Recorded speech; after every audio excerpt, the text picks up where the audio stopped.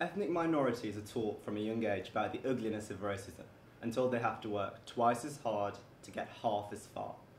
It's important to note, however, of what is missing from the early education of many British ethnic and religious minorities: discussions about sexism and homophobia. Asian and Muslim communities are often conservative, so discussions about sexuality often do not exist at all. It just seems hypocritical to feel strongly about the oppression of one minority group whilst ignoring the struggles of another. How can you claim to care about social equality by fighting racism whilst doing nothing to help sexual minorities and women? An example of sexist attitudes in our community is when a Muslim couple walks down the street, the man in next to nothing whilst his wife is covered head to toe. Another example is the number of Muslim and South Asian girls who have to commute to university whilst their brothers move away freely.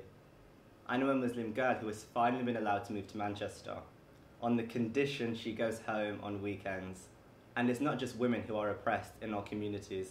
We have all heard cases of gay Muslims being disowned because clearly their parents care more about what the community think than they do about their children.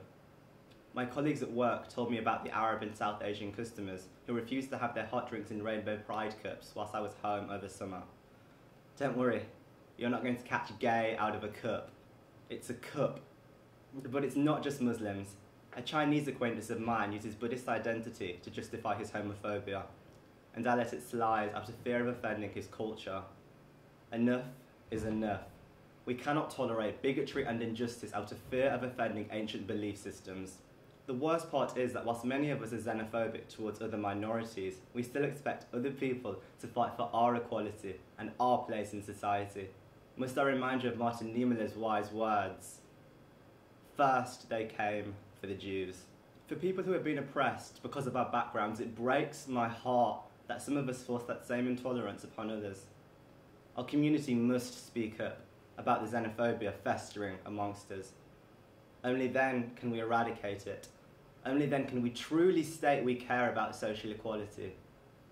Silence is complicity.